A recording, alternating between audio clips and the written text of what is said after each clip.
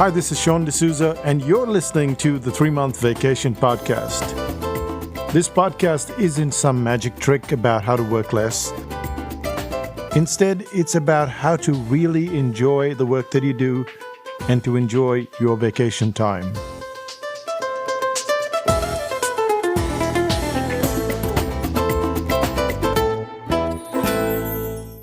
Hi, it's Sean, and you're listening to the 3-Month Vacation.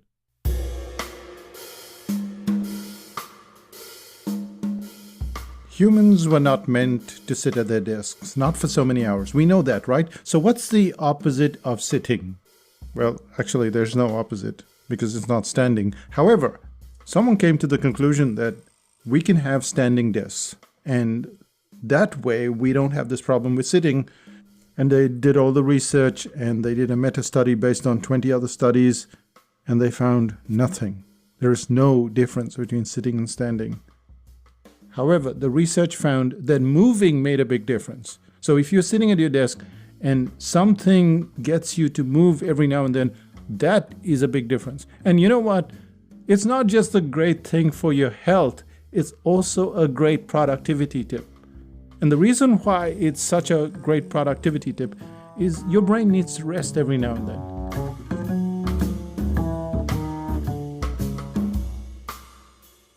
Take, for instance, this morning.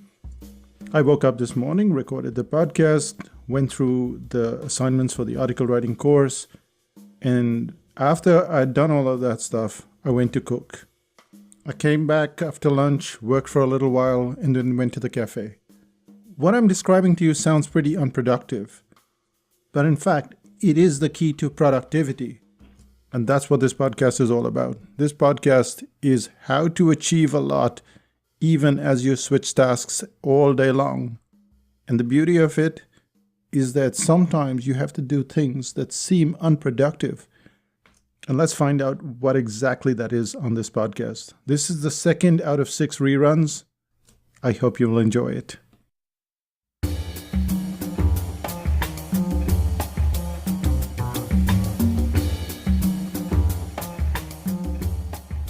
I get a lot of emails every single day.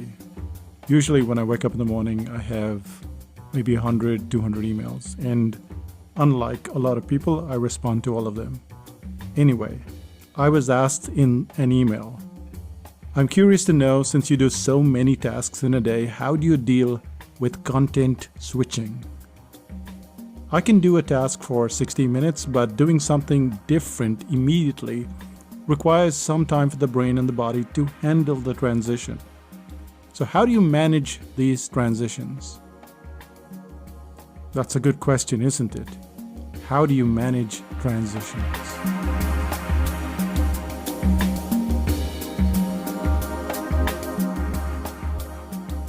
My approximate formula is like this: high intensity, break, low intensity. You notice how it goes? High, break, low, break, high, break, low. When you first see the switching formula, it seems like it's just a transition from high to low. But as you can tell from the emphasis, the break is pretty critical. If you just go from high to low, or even from low to high, the brain doesn't get time to recover. And recovery is what's important when you want to keep your attention and your focus. Without recovery, you get a factor of tiredness that may also spiral downwards to exhaustion. But with recovery, your brain and body get a chance to relax and to come back to take on that next battle. It's at this point that the high to low bit also matters. Taking on high intensity tasks one after the other just wears you out, and having the high to low allows your brain to make a decent transition and to relax even more after you've had that break.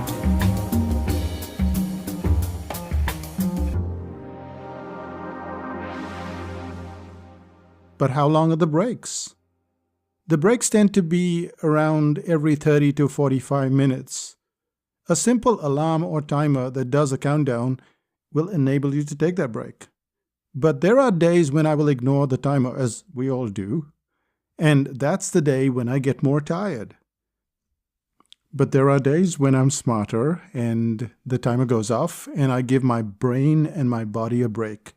So I lie down on the floor, yes, on the floor, and I have 2 books to rest my head in a semi-supine position. Now, if you don't know what a semi-supine position is, it's a system that is in the Alexander technique, where you lie down with your legs almost like the letter A. And that allows the fluids in your body to move around, and it helps your back, it helps your body a lot. And look it up on YouTube. What is the semi-supine position? And that enables me to rest my brain and my body.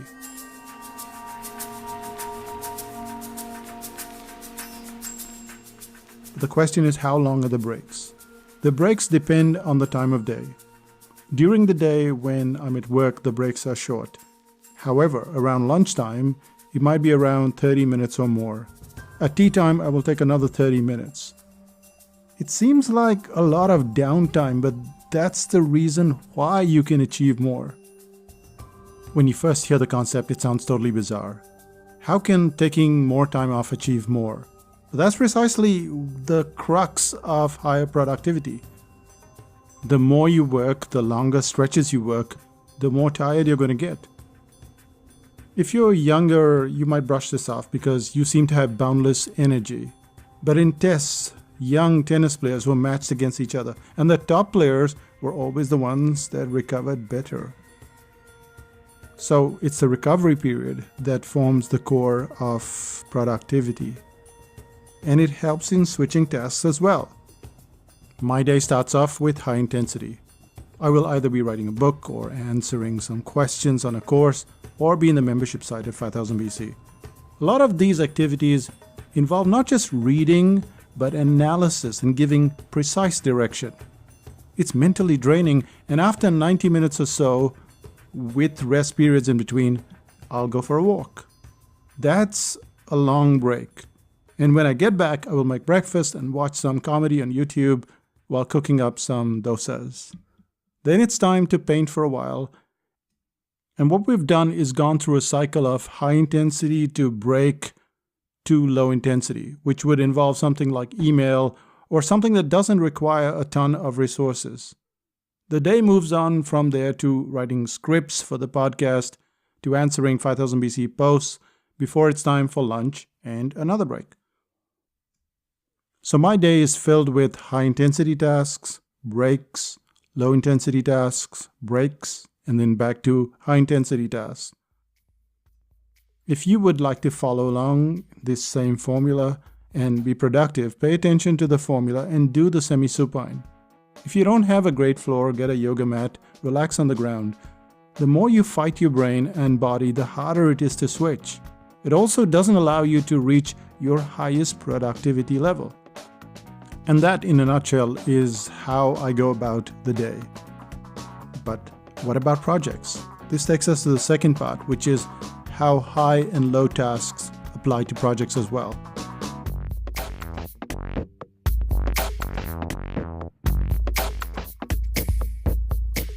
Do you see marathon runners doing laps after they run past the finish line? A marathon is often run in trying conditions, and it's a perfect example how you and I should feel after completing a project. We should feel exhausted, yet many of us believe that we're good enough to do laps shortly after our epic run. Take, for instance, a course. I just finished the First 50 Words course 10 days ago. It was high intensity because psychotactics courses are based on skill. That means every assignment will have its own work, and then every amendment that you make based on my correction needs to be looked after. It needs to be corrected. Which is why just 25 clients generate more than 10,000 posts in just 8 weeks. So, what was my plan right after the course ended? I was readying myself for the very next project. That's what I did. At any given point in time, I am behind by at least 20 to 200 projects. Why? Because I dream up all these things that I have to do, and I'm eager to start and complete them. However, that stack of work doesn't ever reduce, which is why I assumed I'd be back to work after a short break. Now, we took our break. We left home, we went away for a few days over the weekend, and then it happened.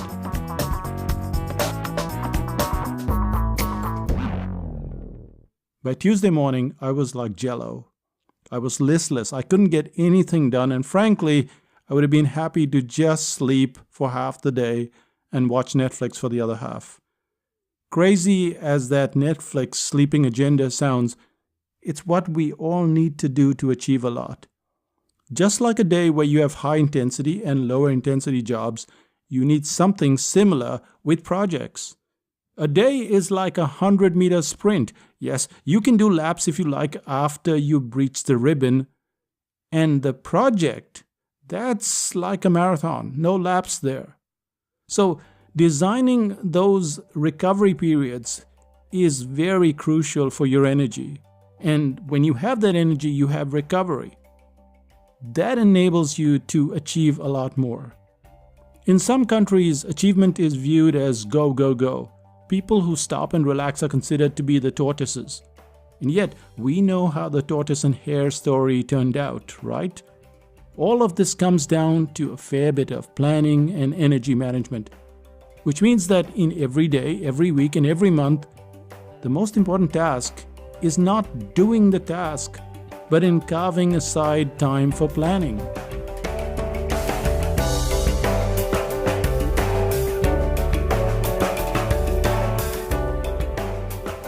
When we plan, we usually need to work with both days and projects. A project that's short, like writing an article, can be managed in a day or a couple of days. When I write an article or write a script for the podcast, it can take between 2 to 3 days in short bursts. The first section of this very article was written a few days ago, then followed by the second section. And it's not like it takes me 3 days to write an article. The actual time taken is about 45 minutes for about 800 to 1,000 words.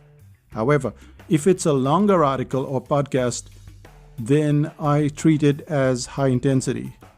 The outline is low intensity, then every section of the article is high intensity, and the editing is low intensity. Now, all of these have to be done with breaks in between. Running a course or preparing a workshop or writing a book, that's super high intensity, and it requires a marathon-like planning. This planning becomes the crux of the issue. Productivity is far superior when you're working with a plan. Why? Because it allows you to be creative. When you have a draft, you can improvise as you go instead of having to make it up on the spot. Take, for instance, the early podcast that I recorded. This is going back to podcast 1 to, say, 50 or 60. I had an outline, but I didn't have a script. It may sound very much like a live speech when you listen to it, because that's what it was. But when I was done with the recording, I'd be wiped out for hours on end. Worse still, I couldn't ever use the transcript because the podcast was more like a series of thoughts than a coherent structure of information. Writing the script in advance takes a lot of planning, but the text can be edited, can be grammar checked. And then this high intensity, super high intensity of recording isn't so tedious after all.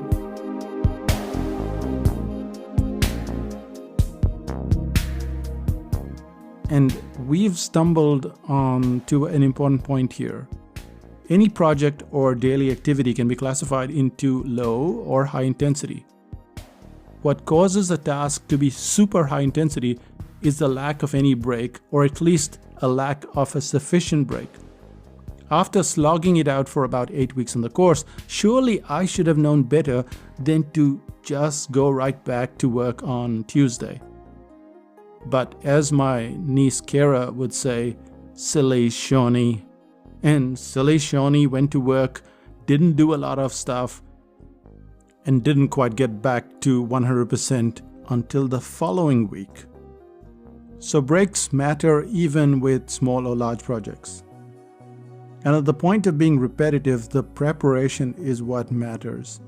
We avoid it because it seems like such a waste of time that we don't have to spare in the first place. So we sidestep the planning, we sidestep the outlining, and we take what is already high intensity and we make it super high intensity. Not surprisingly, we crash and burn.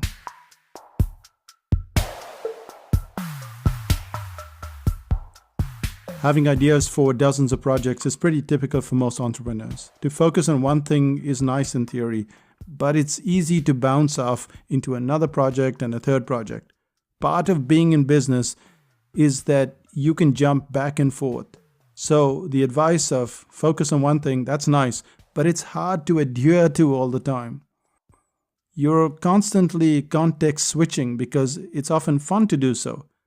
However, to avoid being silly Shawnee, I have to do what will allow me to achieve my goals as well as prevent any burnout.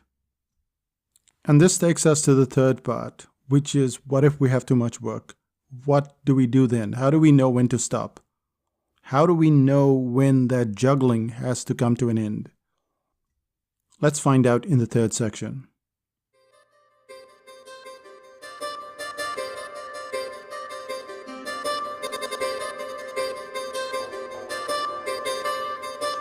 You've seen how planes circle the airport, right? Eventually all those planes have to land, and that much we are pretty sure about. However, let's look at your project list and see what's on it. That's the exercise that I went through a few weeks ago, and I realized that some of my planes weren't landing at all. There was this cartoon project from 2010 which wasn't completed. The book series on Teacher versus Preacher, not done. The books on The Talent Equation, not done. Our website, which started 2 years ago, that's the new one, not done. So don't get me wrong. While about 22 items were on the not done list, a lot of things did get done. The article writing course was completely rewritten with new notes, audio, and assignments, and came out in version 2.0. The first 50 words course also went through a complete revamp and is in version 2.0. Still have to write the notes, but it's in version 2.0. A lot of the projects got done, so there's no doubt that things are happening. It's not like we're just lying around doing nothing. However, there's still the issue of those planes that are circling the airport.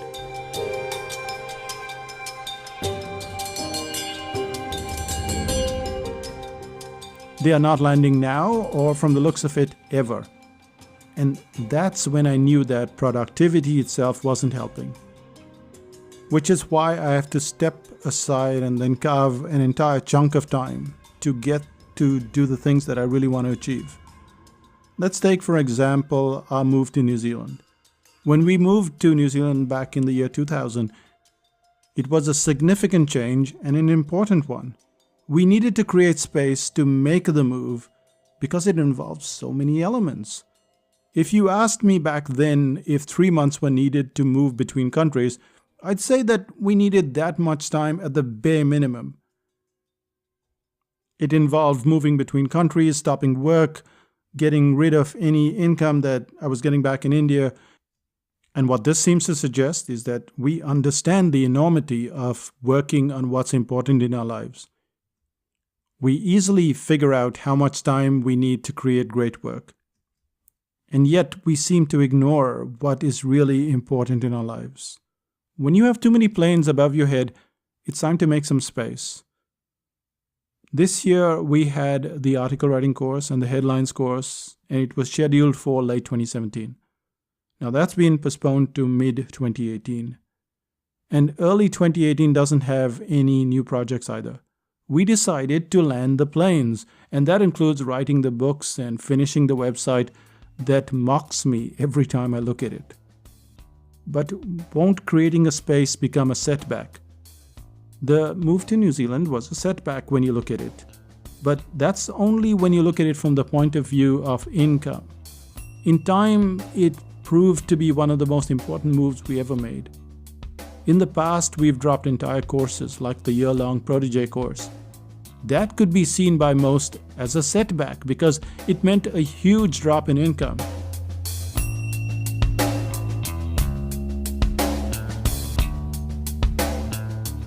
The reality is that it provided space to think and to implement what was important instead of just plowing on madly. When you leave too many planes circling, it also takes a ton of your energy because you and I, we're both aware of the circling planes. But the question does remain, will landing the planes lead to greater profit? At Psychotactics, we found that there is a loss at first when you consider revenue. The article writing course and the headlines course themselves, which we've just dropped for this year, they generate over $100,000. Even if you're doing very well in life, it's not easy to walk away from that kind of money. So will landing those planes, those projects that we want to complete, will that cover the profit? The answer is no one knows for sure. What we do know is that in all the areas where we have landed the planes in the past, we have made some space in the air. We've had more time for ourselves, which is the most important gift of all. But to date, that dip in monetary profit was soon replaced by something even more profitable. What I'm really saying here is that when you look at the balance sheet, you may not make more money, but you're not likely to make any less either. The area where you will profit excessively is in the energy field, in the excitement as you start to land all those planes that have been circling. And when you are energized, productivity and achievement seem to follow almost like puppies. Making space for the things that are really important in our lives, whether it's personal or business, is very critical. And really, that's what we have to do. That's how things start to improve in our lives. And that brings us to the end of this podcast, so let's do a little summary.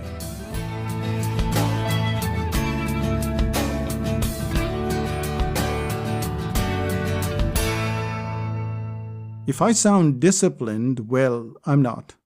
I get distracted just as quickly as the next person, and I have the productivity apps on my phone to prove it. But what I've found in life is that to get things done, you have to have a sort of formula.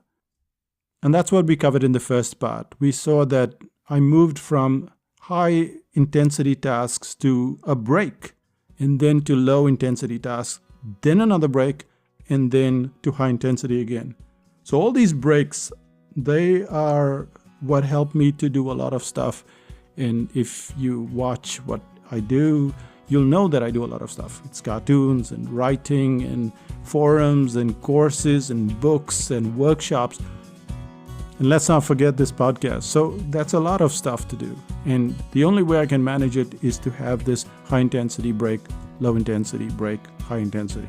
That's the formula that works.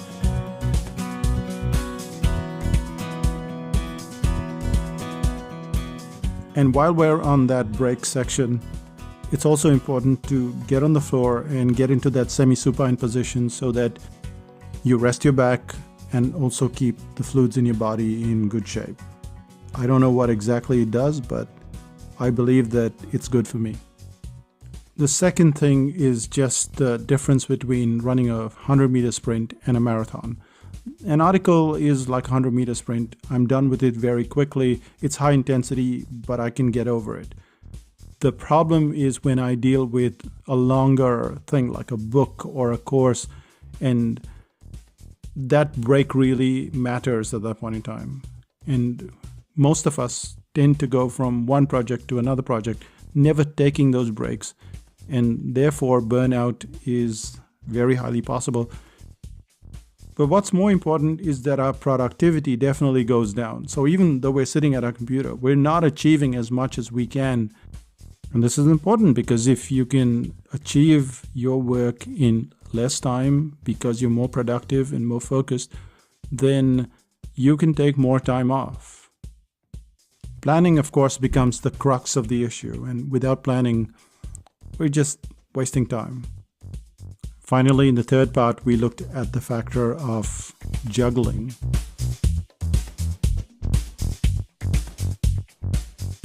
How do you know when you have to stop juggling? The answer for me is when I look at those circling planes. When I have all those projects that I've wanted to do for a long time and I'm not doing it, then I know that those planes have to land, and that's when I have to make space. And in the past, I've made space both personally and professionally. And at first, it hasn't worked out. But in the long run, I was so glad that I made that space. And it's been profitable. Even though it doesn't seem that way, it's been more profitable to make the space than not to make it. And that's what we have for this podcast. So that brings us to the end, and I hope you enjoyed it. It was slightly different from the usual podcast, but let me know if you enjoyed it.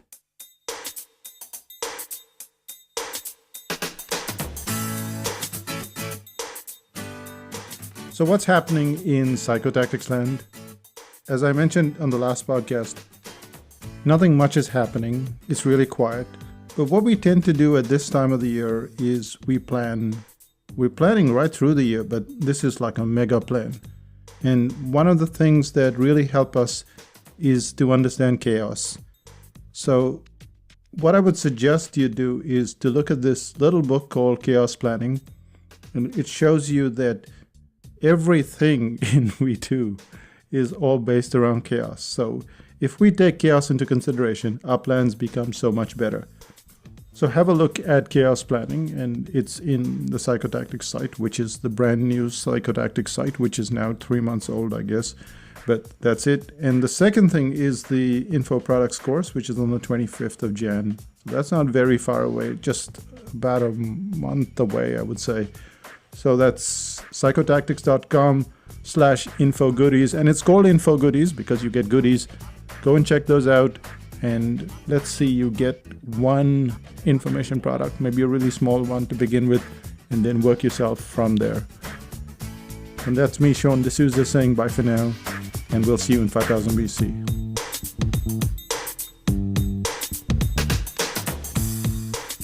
Still listening?